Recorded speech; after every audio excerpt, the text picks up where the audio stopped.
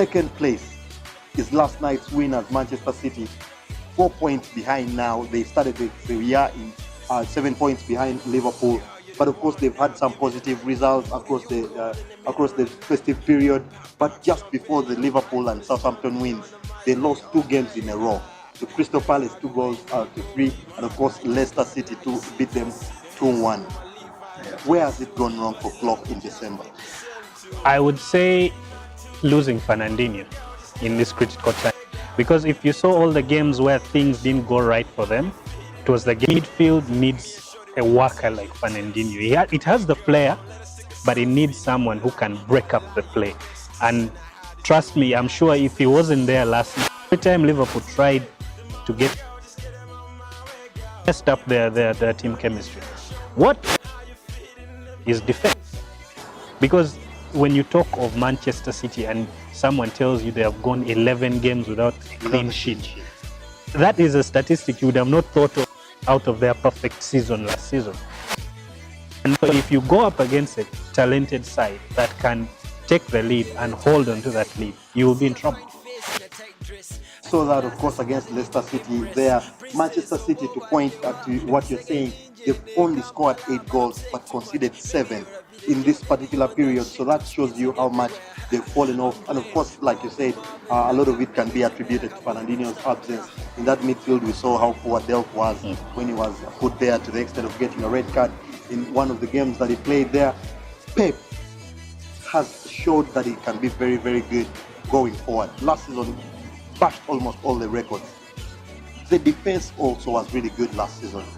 This season, there has been a partnership that was developing between Aymeric Laporte and John Stones. Last night, we saw Aymeric Laporte being deployed in the left flank, and of course, Vincent Kompany coming back. They did well last night, but of course, that's because Liverpool was not attacking as much. Is it a defense that can go all the way and probably push this Liverpool side up to the end? No, that defense is a nervy defense. Because I think really what stabilized that defense was the presence of Kompany last night. I can imagine if they had played with Zinchenko at left back and Laporte and Stones at centre back, it would have been a very, very nervous defense against the front three of Liverpool. Because these are guys who can run at you, they can take you on, they're not scared to come at you. But to have Kompany directing, organized from set pieces, from everything, it gives them that stability. As to whether he will be fit long enough, that is another season standout. Even last night, exactly. And you know, the fact that Mendy is out, you know, Walker is out of favor at the moment, it then makes things a bit complicated at the back. And for every goalkeeper, you need players who understand your kind of play, which has been broken too many times this season for City. And of course, do you think Ederson is a goalkeeper that's definitely been at the top in the last couple of last 2 seasons that he's been at City? This season, though, he's been a bit suspect in his positioning, in the ways he's not delivering the balls that we were seeing last season. He's not keeping the clean sheets, and suddenly it should be a big problem for Manchester City, especially that they don't have a backup goalkeeper. Almost don't have. It's to get a good backup keeper. And when we say good, we are not meaning someone who is ending his career in the Claudio Bravo, you know. With the kind of attributes that even if anything happens to Ederson during now after the can back Fernandinho, because he is good, but and with this day and age, if you're amassing cards and doing all that, it becomes a bit dangerous for your team. And also speaking, she's 33 right now, so they should be definitely looking at a longer term plan. But they are in this January window, in my opinion, like you're saying, it's a big problem for them. I don't look.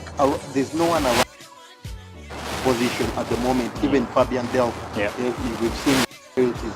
Suddenly need someone in the center defending midfield. Where else? Okay, attack-wise, City is okay. The only trick now is to get Aguero firing again, because if Aguero is on form, that front three will scare any team. But now teams know if Aguero is not on form, then we only have, but if Aguero is providing that extra link-up play that these other two need, then it scares anyone. But he's slow, yeah? And I really don't think they need to strengthen their attack so much. It's basically their midfield and to get another quality goalkeeper and probably a proper centre-back. Or even a left-back, because let's be honest, you've watched Mendy play. Every 3 weeks he gets injured. No, and I think it comes with the. Let's give him that. But if you see him going forward, getting back is a bit tough for him, and he has to put in a lot of. He's not, and he has to put in a lot of extra work into that, and that is probably the reason why he's getting injured very frequently. And they need someone who can hold that left back. Delph can stand in, yes, but Delph is not exactly. He's not a natural left back. He can't do it for, let's say, season. Coming to the end of the season, out of 10. Well, of course they're going to put in several. How they're going to play against the big teams. They still have to play, Arsenal, Chelsea. You have to go to Tottenham. They haven't lost to a big team. Yes, guys. They haven't. So there might be a big problem. The smaller sides as well. And that is where now you see where the beauty of the Premier League is. It's the test of the big six. If they can avoid defeat in their second round with the big six teams, then even if they lose ground, even if they lose to these them that they need to create some buffer between them. Very, very interesting there. Of course, Manchester City in second place. I see a fine face in a tight dress. I see class, I see doesn't need to impress.